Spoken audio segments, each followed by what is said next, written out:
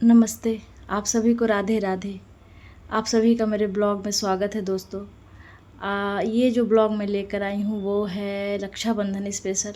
लेकिन इस रक्षाबंधन से ठीक एक दिन पहले हमारे साथ एक छोटी सी बुरी घटना घट गई, पर ईश्वर की कृपा से कोई भी दिक्कत नहीं हुई वैसी। तो ये ब्लॉग प्लीज़ आप लोग देखिएगा और प्लीज़ मुझे सपोर्ट कीजिए। और मैं भी आप लोगों का हमेशा सपोर्ट करती हूँ, तो प्लीज़ मुझे मेरे ब्लॉग को सपोर्ट कीजिए। और तो ये है वो मुझे परेशान करने वाली घटना। मेरे हस्बैंड का एक्सीडेंट हो गया था ऑफिस जाने वक्त। और बस भगवान की यही कृपा रही कि वो गाड़ी खड़ी थी उनकी, और उधर से तेज़ चलाता हुआ बाइक आकर के उनको धक्का मार दिया। ये मेरा छोटा बेटा उनका सेवा कर रहा है कि वो जल्दी से ठीक हो जाए। और उसके बाद वो दोनों भाई आपस में खेलने लगे डॉक्टर का सेट करके। लेकिन दोनों बच्चों ने मिलकर अपने पापा को बहुत बहुत ही सेवा की, बहुत ही उनकी हेल्प की। और उनका दर्द जो चोट लगा था उसमें बर्फ़ सेकना ये सब करके बहुत मदद की। उसके बाद पापा को जब आराम हो गया तो दोनों आपस में खेलने लगे। तो हमारे लिए बहुत ही परेशानी हुई। मतलब ये सोच के मुझे आश्चर्य होता है कि कैसे लोग इस तरह से गाड़ी चलाते हैं। नहीं समझते कि किसी का परिवार है जो बाहर है या इस तरह का। बस भगवान का यही कृपा था कि इनकी गाड़ी खड़ी थी, खड़ी गाड़ी में इतनी तेज़ टक्कर मारी उन्होंने। बस पैर बच गया, यही गनीमत था। बहुत परेशान मन हो गया राखी से ठीक एक दिन पहले। बस फिर भी भगवान का मैं बहुत शुक्रगुजार हूँ कि उन्होंने रक्षा की इनकी और हमारे परिवार की। और सबके जो आशीर्वाद है, प्यार है, वो हमें मिला इस रूप में। बहुत मन परेशान हो गया था, बहुत ज़्यादा। लेकिन फिर भी समय तो चलता ही रहता है। और बच्चे आपस में फिर खेलने लगे और मैं खाना पीना बनाने लगी। और ये मेरा बेटा जो है वो मोबाइल रख कर वीडियो बना रहा था कि हम लोग खेल रहे हैं, उसका वीडियो बना दो मम्मी। तो मैंने बस मोबाइल सेट करके और मैं खाना बनाने में लग गई थी। और बहुत लोग को सावधानीपूर्वक गाड़ी चलानी चाहिए रोड पर, क्योंकि वो भी किसी के परिवार के ही हिस्सा होते हैं। और जो सामने चल रहा है वो भी किसी के परिवार का ही एक ज़रूरत वाला हिस्सा होता है। और इस तरह से लापरवाही से ड्राइविंग करने से कुछ भी हासिल नहीं होता है सिवाय दुख के। तो प्लीज़ मेरी आप लोगों से रिक्वेस्ट है कि किसी को भी रैश ड्राइविंग करते देखें या अपने परिवार के या जान पहचान के, तो एक बार उसे ज़रूर रोकें कि प्लीज़ इस तरह से गाड़ी मत चलाओ।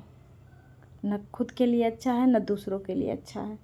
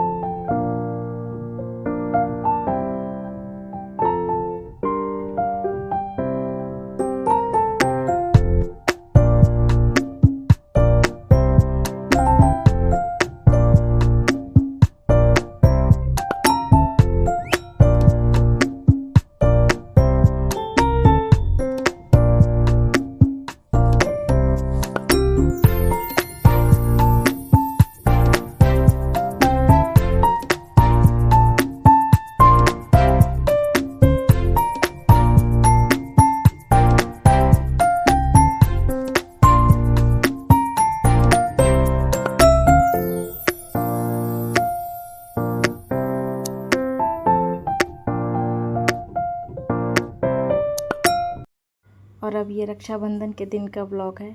चाहे कितनी भी परेशानी हो, लेकिन भगवान के शुक्रगुजार होकर हमने त्यौहार की तैयारी की। और ये भी मैं मोबाइल लेकर एक बैठी हूँ वीडियो कॉल पे। जिन जिन बहनों ने राखी भेजी मेरे बच्चों को, और मेरी ननद ने भेजी मेरे हस्बैंड के लिए, तो वो सारी राखी हमने एक जगह कर दी। और हम सुबह जाकर मिठाई वगैरह सब कुछ ले आए थे, तीनों की फेवरेट मिठाई ले आए थे। और तो ये तीनों तैयारी कर रहे हैं राखी बांधने की। और ये देखिए सारा कुछ तैयारी हो रहा है। ये वीडियो कॉल करके दिखा रहे हैं। मेरी देवरानी की बेटी ने राखी भेजी थी, वो तो अभी 1 साल की भी नहीं हुई है। एक राखी उसकी तरफ से थी और एक राखी मेरी ननद की बेटी ने भेजा था। और कुछ राखियाँ जो 1-2 साल पहले तक आया करती थी, वो अब नहीं आती हैं, वो अब ख़त्म हो गई। लेकिन जो भी जहाँ भी है बस अब सुकून से रहें सब, बस यही भगवान से प्रार्थना है और कुछ भी नहीं।